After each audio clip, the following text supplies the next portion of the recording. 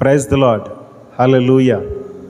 అందరూ బాగున్నారా? ప్రభు అయిన యేసుక్రీస్తు నామములో మీ అందరికీ శుభములు. మీ కొరకు, మీ క్షేమము కొరకు మేము అనుదినము ప్రార్థిస్తున్నాం.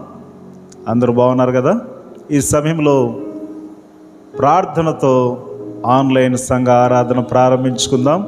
అందరూ కండ్లు మూసుకుని ప్రార్థనలో ఏకీభవించండి.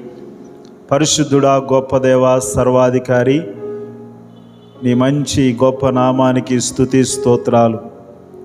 మమ్మల్ని కాపాడి, మమ్మల్ని ప్రేమించి, మమ్మల్ని భద్రపరిచిన దేవుడు మా ప్రభువా, ఈ ఉదయకాల సమయంలో ఈ పునరుత్థాన దినాన మిమ్మల్ని మేమందరము కలిసి స్తుతించి కీర్తిస్తుండగా నీ ఆత్మ నడిపింపు, నీ అభిషేకం మా మీద ఉంచండి.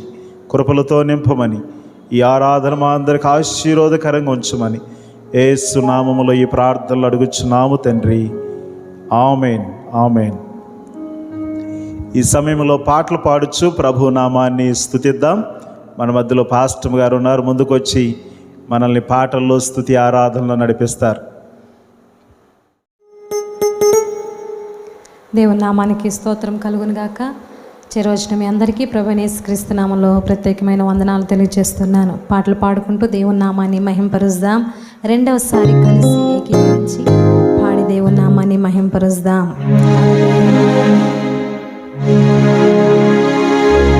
ఆలోచించావా ఓ నేస్తం, ఆలోచించావా ఏ సమయంలో ఏమవుతుందో అని ఆలోచించావా? ఆలోచించావా ఓ నేస్తం, ఆలోచించావా ఏ సమయంలో ఏమవుతుందో అని ఆలోచించావా?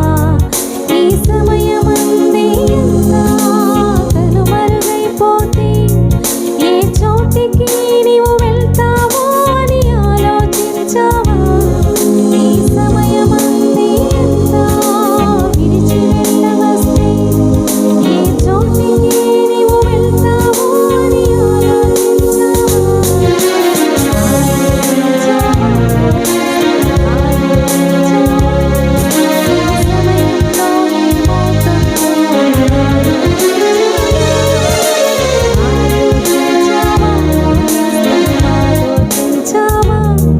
ఈ సమయంలో ప్రభు పిలుపుందో అని ఎవరికి తెలియదుగా.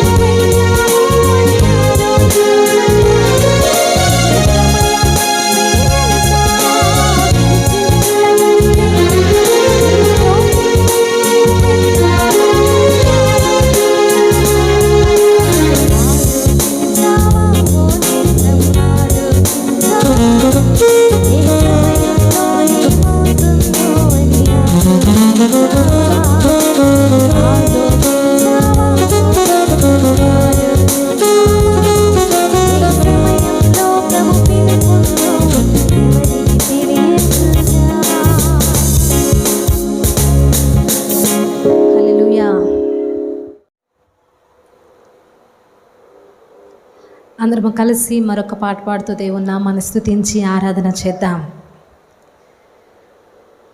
పరిశుద్ధ దేవుడు, ఆధారభూతుడు, ఆదరించు దేవుడు, ఓదార్పునిచ్చుడు. పరిశుద్ధ దేవుడు, ఆధారభూతుడు, ఆదరించు దేవుడు, ఓదార్పునిచ్చుడు.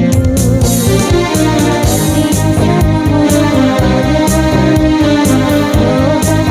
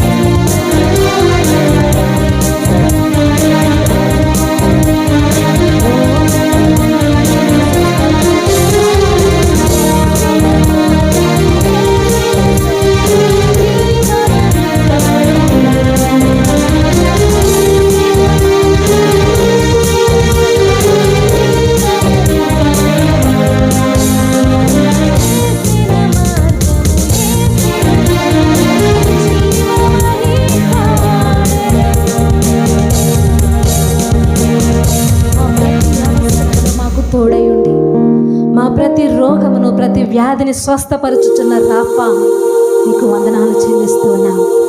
నీవే సర్వశక్తి కలిగిన దేవుడు, విమోచకుడు, సర్వాధికారి, ఆశ్చర్యకారులు జరిగించు దేవుడు, స్వస్థపరచు దేవుడవు నీవే. మా చేతులకు మాతో మీరున్నందుకు వందనాలు. మా మధ్య నీ గొప్ప కార్యాలు జరిగించబోతున్నందుకు వందనాలు. అంతవరకు నీ నామను స్తుతించిన ప్రతి నోటిని, ప్రతి హస్తమును, ప్రతి స్థలమును, ప్రతి కుటుంబాన్ని మీరు దీవించమని వేడుకున్నాం. ఈ స్తుతి ఆరాధన మీకే సమర్పిస్తున్నాము తండ్రి. ఆమేన్.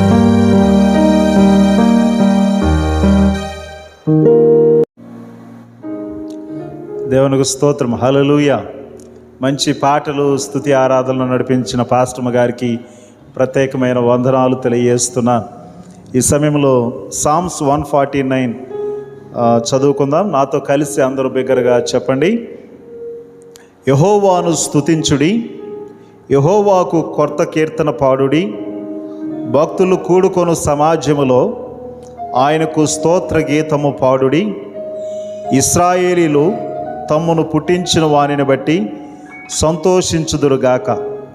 సియోను జనులు తమ రాజును బట్టి ఆనందించుదురుగాక. నాట్యముతో వారు ఆయన నామమును స్తుతించుదురుగాక. తంబురతోనూ సితారాతోనూ ఆయనను గూర్చి గానము చేయుదురుగాక. యెహోవా తన ప్రజల యందు ప్రీతి గలవాడు, ఆయన దీనులను రక్షణతో అలంకరించును. భక్తులు ఘనత నొంది ప్రహర్షించుదురుగాక. వారు సంతోషభరితులై తమ పడకల మీద ఉత్సాహగానము చేయుదురుగాక. వారి నోట దేవునికి చేయబడు ఉత్సాహ స్తోత్రములున్నవి. అన్యజనులకు ప్రతిదండన చేయుటకును, ప్రజలను శిక్షించుటకును, గొలుసులతో వారి రాజులను, ఇనుప సంఖ్యలతో వారి గనులను బంధించుటకును, విధింపబడిన తీర్పు వారి మీద నడుపుటకును, వారి చేతిలో 2 అంచులు గల ఖడ్గమున్నది. ఆయన భక్తులకు అందరికీ ఘనత ఇదే. యెహోవాను స్తుతించుడి. దేవుడి పరిశుద్ధ వాక్కులు మన కొరకు దీవించునుగాక. ఆమేన్. దేవుడు చేసిన మేలులు, దేవుడు చేసిన అద్భుతాలు, ఆశ్చర్య కార్యాలు మనందరి జీవితాల్లో ఎన్నో ఉన్నాయి. మీ సాక్ష్యాలు వీడియో కానీ ఆడియో కానీ రికార్డ్ చేసి మాకు పంపించండి. మనం అందరం కలిసి ప్రభునామాన్ని స్తుతిద్దాం. ఒకసారి 2 చేతుల పైకెత్తి ఆయన చేసిన మేలులన్నిటిని బట్టి, సంఘాన్ని బట్టి, సహవాసాన్ని బట్టి దేవా మీకు వందనాలు, స్తోత్రాలని ప్రభునామాన్ని స్తుతిద్దాం. హల్లెలూయా, హల్లెలూయా, హల్లెలూయా, హల్లెలూయా. ప్రభువా మీకు వందనాలు, ప్రభువా నీకు స్తోత్రములు, స్తోత్రములు, స్తోత్రములు. యేసు మీకు వందనాలు, యేసు మీకు వందనాలు. ధవళవర్ణుడా, రత్నవర్ణుడా, 10,000లో శ్రేష్ఠుడా, అతి సుందరుడా, నీ ఘనమైన పరిశుద్ధ నామానికి స్తోత్రములు తండ్రి. ఈ యొక్క ఉదయకాల సమయంలో మిమ్మల్ని స్తుతించడానికి, కీర్తించడానికి కృపనిచ్చారు. మా ప్రియులందరి జీవితాల్లో ఎన్నో మేలులు జరిగించారు, ఎన్నో అద్భుతాలు జరిగించారు, ఎన్నో గొప్ప కార్యాలు, స్వస్థతలు జరిగించారు ప్రభువా. వాటన్నిటిని బట్టి మీకే మహిమ, ఘనత, ప్రభావములు ఆరోపిస్తున్నాం ప్రభువా. ఈ సమయంలో మీ వాక్కులు ధ్యానిస్తుండగా నీ సన్నిధిని, నీ ఆత్మ నడిపింపును మా అందరికి అనుగ్రహించండి. వినే చెవులు, గ్రహించే మనస్సు నొసగమని ప్రార్థిస్తూ యేసు నామములో ఈ ప్రార్థనలు అడుగుచున్నాము తండ్రి. Amen, amen, amen. Praise the lord. అందరూ బాగున్నారు కదా? మీ అందరి కొరకు మేము ప్రార్థిస్తున్నాం. మీరు కూడా మా కొరకు ప్రార్థిస్తున్నందుకు ధన్యవాదాలు. ప్రతి రోజు మార్నింగ్ 5 o'clock మార్నింగ్ డివోషన్ జరుగుతుంది. మీరందరూ కుటుంబాలుగా పాల్గొని ప్రభునామాన్ని స్తుతిస్తున్నందుకు ప్రత్యేకమైన ధన్యవాదాలు. పాల్గొనని వారు కూడా మీరు కూడా పాల్గొనండి. ప్రభు ఆశీర్వాదాలు సొంతం చేసుకునండి. దేవుని వాక్యాన్ని మనము ధ్యానించుకుందాం. పరిశుద్ధ గ్రంథము నుండి యోనా గ్రంథము 1వ అధ్యాయము 1-2 వచనాలు మనము చదువుకుందాం. యెహోవా వాక్కు అమిత్తయి కుమారుడైన యోనాకు ప్రత్యక్షమై ఇలాగు సెలవిచ్చెను. నినివే పట్టణస్థుల దోషము నా దృష్టికి ఘోరమాయను గనుక నీవు లేచి నినివే మహాపట్టణమునకు పోయి దానికి దుర్గతి కలుగునని ప్రకటింపుము. దేవుడి పరిశుద్ధ వాక్కులు మన కొరకు దీవించునుగాక. ఆమేన్. ఈ ఉదయకాల సమయంలో యోనా గ్రంథములో ఉన్న యోనా గురించి, యోనా చేసిన పనిని గురించి, దేవుడు యోనాకు ఏం చెప్పాడు, యోనా ఎలాగూ దానికి స్పందించాడు, అసలు జరిగిన విషయం ఏమిటి, యోనా అలాగూ స్పందించకపోవడం ద్వారా ఎలాంటి పర్యవసానాన్ని అనుభవించాడో కొన్ని మాటలు లేఖనాల ద్వారా మనము పరిశీలన చేద్దాం. నినివే మహాపట్టణానికి పోయి నీవు నినివే ప్రజలకు దుర్గతి కలుగుతుంది, దానికి వెళ్ళి ఆ సంగతి ప్రకటించు అని దేవుడు యోనా భక్తునికి ఆ విషయాలు తెలియజేశాడు. అయితే నినివే ప్రజలు యోధేతరులు, అన్ని జనులు. ఈ యొక్క యోనా అయితే యూదుడు కాబట్టి వారికి వీరికి మధ్య శత్రుత్వాన్ని బట్టి వారికి ప్రకటించాల్సిన పని లేదు అనుకుని దేవుడు వారి ఎడల కలిగి ఉన్న ఉద్దేశం, అలాగే యోనా పట్ల కలిగి ఉన్న ఉద్దేశాన్ని, యోనా పట్ల కలిగి ఉన్న దేవుని చిత్తాన్ని అతడు గుర్తించకుండా ఉన్నట్లు మనం చూస్తాం. అసలు ఏం జరిగింది అనంటే, దేవుడు నినివే పట్టణానికి వెళ్ళి దానికి దుర్గతి కలుగుతుంది అని ప్రకటించమన్నాడు. అయితే యోనా చేసిన పని ఏంటి అనంటే, అక్కడ యొప్పే అనే ఓడరేవుకి వెళ్ళాడు. ఓడ సిద్ధంగా ఉండేవారికి ఇదే దేవుని చిత్తం, దేవుని చిత్తం ఇదే అని చెప్పి తర్షీషుకు వెళ్ళడానికి వాడు సిద్ధంగా ఉంటే, అది కాదు దేవుని చిత్తం నినివే వెళ్ళడం, తర్షీషు వెళ్ళడమే దేవుని చిత్తం అని చెప్పి అక్కడ టికెట్ కొనుక్కుని వాడ ఎక్కి ప్రయాణం చేసినట్లు మనం చూస్తాం. చాలాసార్లు యోనాలాగే మనము కూడా పొరపాటు చేస్తూనే ఉంటాం కదా. కొన్నిసార్లు మనకి అన్నీ కలిసి వచ్చినట్లు, అన్నీ మన దగ్గరకు వచ్చినట్లు, అన్నీ మనం అనుకున్నట్లు జరుగుతూ ఉంటే నిజంగా ఇదే దేవుని చిత్తం, ఇదే దేవుని ఉద్దేశం నా పట్ల, నా కుటుంబం పట్ల అని మనం చెప్పి చాలాసార్లు పొరపాట్లు చేస్తూనే ఉంటాం. కొన్నిసార్లు అన్నీ మన దగ్గరకు రావడానికి కారణం ఏంటంటే, ఆ దేవుని చిత్తము, ఆ దేవుని ఉద్దేశం మన జీవితాల్లో జరక్కోకుండా ఉండడానికి కొన్నిసార్లు సాతానుడు అన్నిటిని మన చుట్టూ సమకూర్చి పెడతాడు. ఒకసారి మీరు ఆలోచించేయండి, దేవుని చిత్తం ఇదే అని చెప్పి ఎన్నోసార్లు యోనాలాగా మీరు పొరపాటు చేసి ఉన్నారు. దేవుని ఉద్దేశం ఇదేనని చెప్పి, దేవుడు ఇదే ఇలాగూ ఇచ్చాడని చెప్పి ఎన్నోసార్లు దేవుని చిత్తానికి, ఉద్దేశానికి వ్యతిరేకంగా జీవించిన జీవితాలు మన అందరి జీవితాలు. సోదరి సోదరుడా, దేవుని చిత్తము తెలుసుకోవాలని, దేవుని ఉద్దేశం నా పట్ల ఏంటి అని చెప్పి అనుదినము అనునిత్యము ప్రార్థిస్తున్న ప్రియ సంఘమ, ఒక సంగతి మీరు జ్ఞాపకం చేసుకునండి.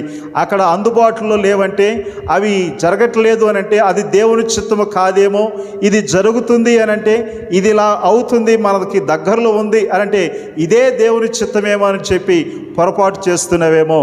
యోనాలాగా అలాంటి పొరపాటు చేసిన యోనా ఏం చేశాడు?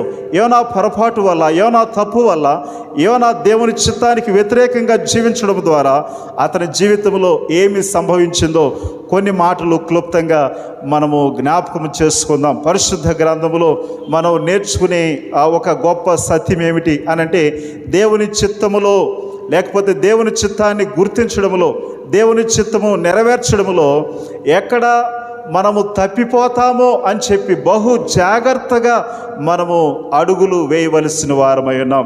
ఎక్కడ దేవుని చిత్తము నుండి నేను జారిపోతానో, ఎక్కడ దేవుని చిత్తము నుంచి నేను వైదొలిగిపోతానో అని చెప్పి ఎప్పటికప్పుడు స్వపరిశీలన చేసుకుంటూ నా క్రైస్తవ జీవితాన్ని కొనసాగించవలసిన వారమై ఉన్నాం. వాక్య భాగములో ఈ యొక్క యోనా నినివేకి వెళ్లకుండా యొప్పే ఓడరేవుకు వచ్చి టికెట్ కొనుక్కుని తర్షీషుకు వెళ్ళడానికి కారణం ఏంటి అని మనం ఆలోచన చేసినట్లయితే, దేవుని చిత్తాన్ని చేసాడనా అతడు? దేవుని ఉద్దేశాన్ని నెరవేర్చాడనా? కాదు. దేవుడు ఒక బాధ్యత అప్పగించాడు, దేవుడు ఒక పని అప్పగించాడు.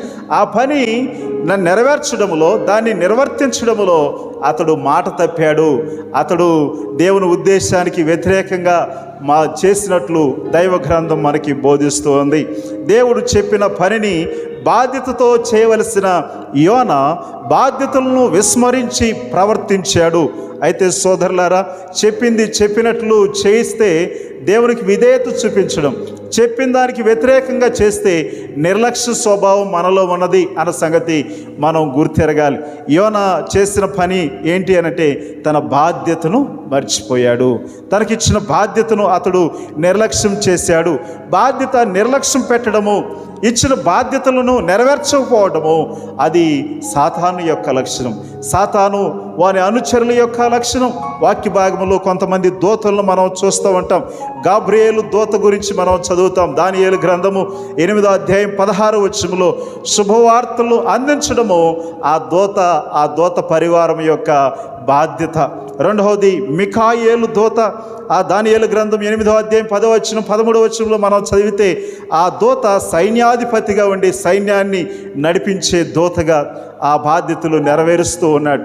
ఇకపోతే 3వ దూత గురించి లూసిఫర్, పడద్రోయబడిన దూత అని దైవ గ్రంథం మనకి బోధిస్తుంది. ఈ ముగ్గురు దూతలలో ప్రధానమైన వారు, ప్రధాన స్థానంలో ఉన్నవారు.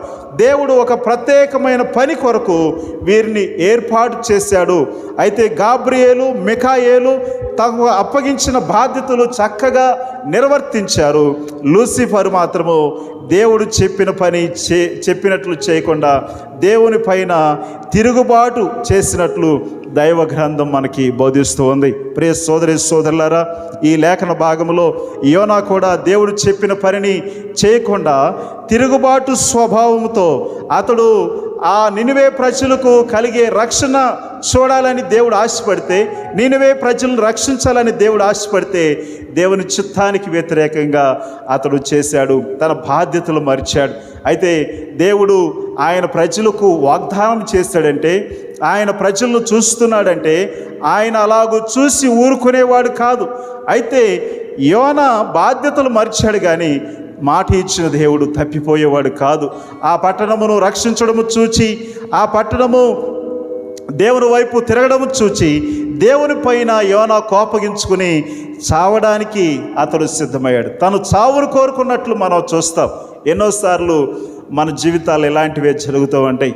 దేవుడు చెప్పిన పనులు బాధ్యతాయుతంగా మనము చేయడానికి బదులు దానికి వ్యతిరేకంగా చేసి దేవుడు వేరే వారిని ఆ స్థానంలో పెట్టి వాడుకుంటే మనం ఏం చేస్తామంటే, నన్ను తీసుకోవచ్చు కదా, నన్ను చంపేయచ్చు కదా అని యోనాలాగా మనం ప్రవర్తిస్తూ ఉంటాం. యోనాలాగా అనేకులు బాధ్యతను నిర్లక్ష్యపెట్టి, బాధ్యతలను వదిలిపెట్టి ఎంతోమంది నష్టపోయిన వారు ఉన్నారు. అన్నదమ్ములు, అక్క చెల్లెలు, అత్తలు, కోడళ్ళు, ఆ నాయకులు, అధికారులు, ఇలా చెప్పుకుంటూ పోతే ఎంతోమంది వారి బాధ్యతలను వారు విస్మరించి, వారి బాధ్యతలను పెడచెవిని పెట్టి పక్కన పెట్టి జీవించిన వ్యక్తులు ఎందరో మన ఎదుట కనిపిస్తూ ఉన్నారు. ప్రియ సోదరి సోదరులారా, మనము మన బాధ్యతలను చక్కగా నిర్వర్తించకపోతే ఏమి నష్టం జరుగుతుందో తెలుసా? మన కుటుంబం పాడవుతుంది, మన సంఘం దెబ్బతింటుంది, మన సమాజం చెడిపోతుంది, మన దేశము అంతకంతకు పతనమైపోతూ ఉంటుంది. ఎన్ని అనార్థంలో కదా. ఒక వ్యక్తి సమాజంలో, సంఘములో, కుటుంబములో బాధ్యతాయుతంగా ప్రవర్తించకపోతే, ఒక వ్యక్తి దేవుడు చెప్పిన ప్రకారం, దేవుని ఉద్దేశానుసారంగా, చిత్తానుసారంగా ఆయన ఇచ్చిన ఆజ్ఞలు బాధ్యతాయుతంగా చేపట్టకపోతే ఎంత పతనమో కదా. వాక్య భాగం మనకు ఆ విషయాలే తెలియజేస్తుంది. ఈ వ్యక్తి బాధ్యతను మరిచి నడుచుకునడాన్ని బట్టి ఎంతటి ఘోరాతి ఘోరము ఒకసారి మీరు ఆలోచించేయండి.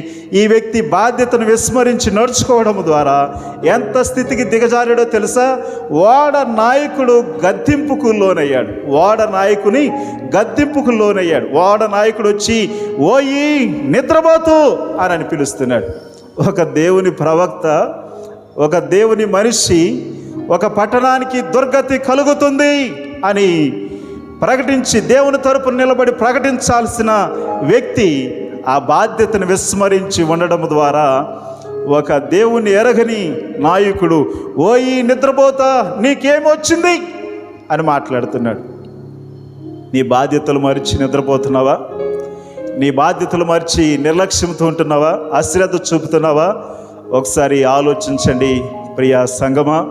వాక్య భాగంలో మనం నేర్చుకునే మరొక సత్యం ఏమిటంటే, ఈ వ్యక్తి గాఢ నిద్రలో ఉన్నాడు. బాధ్యతను విడిచిపెట్టి ఓడ దిగువ భాగాన ఇతడు నిద్రపోతున్నాడు. బాధ్యత లేనివారు, బాధ్యతలు నిర్లక్ష్య పెట్టేవారు, ఎవరు ఏమైపోతే నాకేంట్లే, నేను నా కుటుంబం బాగుంటే, నా రక్త సంబంధులు నా బిడ్డలు బాగుంటే ఎంత బాగుంటుంది అని కోరుకుంటారు. పక్కన వారు ఏమైపోయినా, సమాజం ఏమైపోయినా, ప్రజలు ఏమైపోయినా పట్టించుకోరు. భయంకరమైన దుర్భరమైన పరిస్థితి కదా ఇది.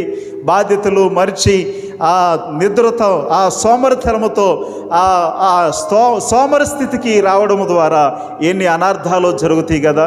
వాక్య భాగంలో మనము నేర్చుకునే ఒక గొప్ప సత్యం ఏంటో తెలుసా? ఈ గాఢ నిద్ర, ఈ సోమరితనము అనేది బాధ్యతను మర్చిపోయేటట్లు చేస్తుంది. నీకు ఏ బాధ్యత అయితే ఇవ్వబడిందో సమాజంలో, సంఘములో, కుటుంబములో, దేశములో ఆ బాధ్యతలు మర్చిపోయేటట్లు చేస్తుంది. రెండవ సంగతి ఏంటి అనంటే గాఢ నిద్ర కలుగు చేస్తుంది. మూడవ సంగతి నీ సామర్థ్యాన్ని హరించి వేస్తుంది.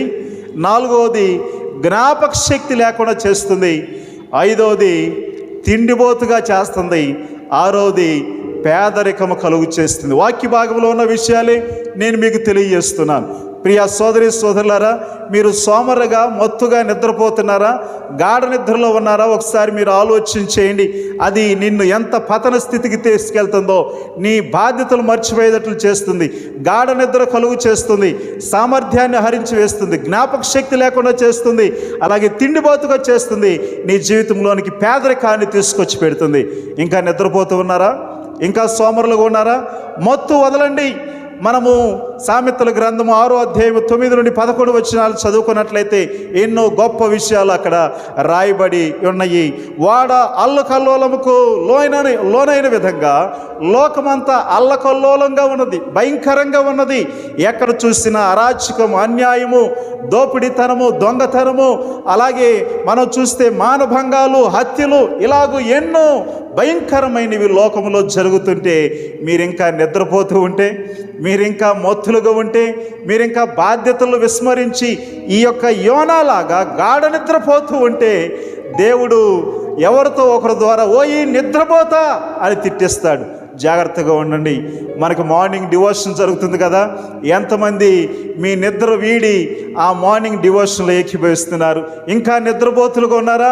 ఓ నిద్రపోతులారా, మీ కొరకే ఈ మాటలు. మీరు మీ బాధ్యతలు విస్మరించినట్లయితే లోకము పతనావస్థలోనికి వెళ్ళిపోతుంది, లోకము దేవుని ఉగ్రతకు లోను కాబోతుంది. మీ పిల్లల కొరకు, మీ దేశము కొరకు, మీ ప్రజల కొరకు ఏకీభవించి ప్రార్థన చేయండి. ప్రార్థనలో ఏకీభవించండి. దేవుడు అద్భుతాలు జరిగిస్తాడు, ఉగ్రత నుంచి తప్పిస్తాడు. నినివే ప్రజలకు దుర్గతి కలుగుతుంది, మారండి అని ఈ యొక్క యోనా వెళ్ళి చెప్పాల్సింది పోయి అతడు తర్షీషుకు ప్రయాణమయ్యాడు, గాఢ నిద్రలోకి వెళ్ళాడు. ఓడ యజమాని యొక్క గద్దింపుకు లోనయ్యాడు. గద్దించి బుద్ధి చెప్పాల్సిన ప్రవక్తే గాఢ నిద్రలోకి వెళ్ళి ఒక అన్యుడి చేత గద్దింపుకు గురైతే ఎంత దుర్భరమైన పరిస్థితో కదా. దేవుని సంఘముగా ఆయన రక్తములో కడగబడిన నీవు ప్రజల కొరకు వేడుకోవాలి, ప్రజల కొరకు విజ్ఞాపన చేయాలి, ప్రజల కొరకు మొరపెట్టాలి, ప్రజల పక్షముగా దేవుణ్ణి శరణవేడి ఈ ఉగ్రత నుంచి తప్పించు ప్రభువా అని ప్రార్థించాల్సిన నీవు, ప్రార్థనలో ఏకీభవించాల్సిన నీవు, సంఘములో ఇన్ని ప్రార్థనలు జరుగుతున్నా ఆ ప్రార్థనలో పాల్గొనాల్సిన నీవు సోమరితనంతో ఉంటే అది ఎంత బహు భయంకరమైనది. ఒకసారి మీరు ఆలోచన చేయండి. వాక్య భాగము మనకి చెప్పే ఒక అద్భుతమైన సత్యం యెషయా గ్రంథము 24వ అధ్యాయము 6 నుండి 4 వచనాలు. అక్కడ రాయబడిన మాటల ప్రకారము నీవు లేచి ఏం చేయాలి? ప్రార్థన చేయాలి. నీవు లేచి ప్రార్థన చేయాలి. నీవు లేచి ప్రార్థన చేయాలి. ప్రియ సోదరి సోదరులారా, గాఢ నిద్రలోంచి బయటికి రండి, సోమరితనం నుండి బయటికి రండి, నిద్రమొత్తు నుండి బయటికి రండి. అది మిమ్మల్ని అవమాన పాలు చేస్తుంది, మీ జీవితంలోకి పేదరికాన్ని తీసుకొచ్చి పెడుతుంది. ఇకపోతే ఈ యోనా చేసిన పని ఏంటి? దేవుని చిత్తానికి వ్యతిరేకంగా వెళ్ళి యోనా చేసిన పని ఏంటి అని అంటే ప్రయాణికులందరికీ బాధ కలిగించాడు. నన్ను బట్టే ఇదంతా జరిగింది, నన్ను బట్టే ఇదంతా జరిగింది. ఎప్పుడైనా అలా ఒప్పుకున్నారు మీరు?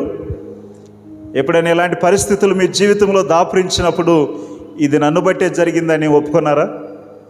ఇంత దేవుని చిత్తానికి వ్యతిరేకంగా ఉన్న ఈ ప్రవక్త చివరికి అంటాడు, నన్ను బట్టే ఇది జరిగింది.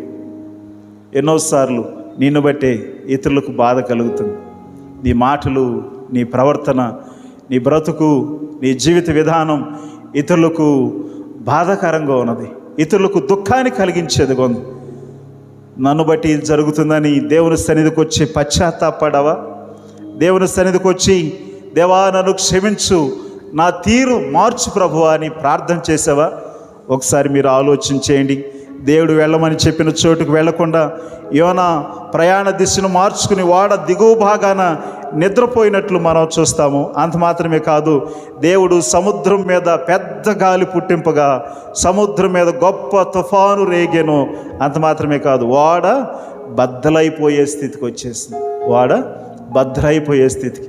ఒక వ్యక్తి దేవుని చిత్తానికి వ్యతిరేకంగా నడవడం ద్వారా, తనకున్న పరిస్థితులు, వసతులను బట్టి ఇదే దేవుని చిత్తమని ప్రవర్తించడం ద్వారా వాడ పగిలిపోయే పరిస్థితి, ప్రాణాపాయం, ఎంతోమంది మరణించే పరిస్థితి, ఆస్తి నష్టము, ప్రాణ నష్టము అక్కడ వాటిల్లుతుంది. ఎంత భయంకరమైన విపత్తు. కొన్నిసార్లు మనం అనుకుంటాం ఎవరో తప్పు చేశారు అనుకుంటాం. నువ్వే తప్పు చేసావు, నిన్ను బట్టే ఇది జరుగుతుంది, ఎందుకు మారకూడదు? వాక్య భాగం మనకి తెలియజేస్తున్న ఒక గొప్ప సత్యం. యోనాను బట్టి ఓడలోని ప్రయాణికులందరూ చాలా ఇబ్బందిని, బాధను అనుభవించినట్లు ఇక్కడ మనం చూస్తాం. ప్రియ సోదరి సోదరులారా, నిన్ను బట్టే ఈ అనర్థమేమో, నిన్ను బట్టే ఈ భయంకరమైన పరిస్థితి ఏమో, ఒకవేళ నిన్ను బట్టే ఈ ఉగ్రత ఏమో, ఒకసారి మీరు ఆలోచించేయండి. కొన్నిసార్లు మన జీవితాల్లో మనల్ని బట్టే మన తల్లిదండ్రులు, మన బంధువులు, మన సంఘం, మన సమాజము బాధను, హింసను, భయంకరమైన స్థితిని అనుభవిస్తూ ఉంటుంది.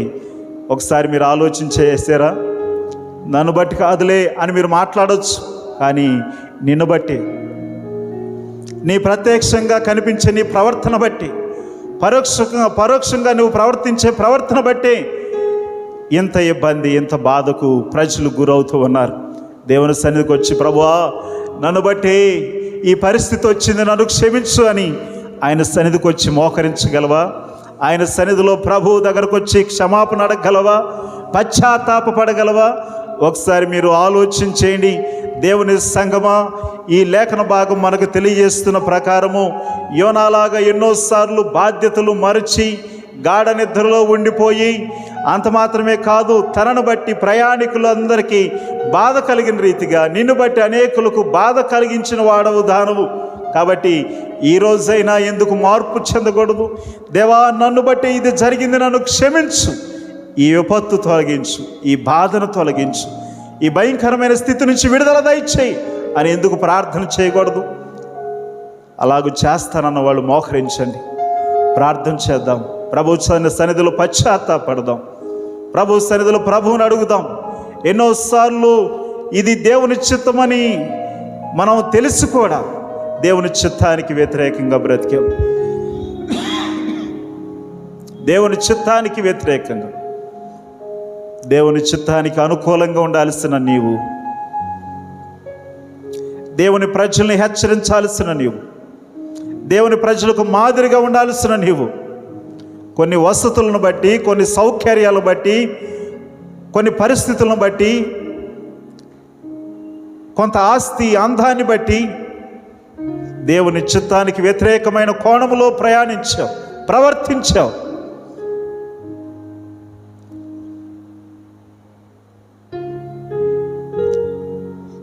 ఉగ్రత దినమందు నీ ఆస్తి ఆఖరికి రాదు, నీ అందం ఆఖరికి రాదు. ఎన్ని మరణాలు నీ కళ్ళు ఎదుటి చూస్తున్నావు. బహుశా నిన్ను బట్టే ఇది జరుగుతుందేమో.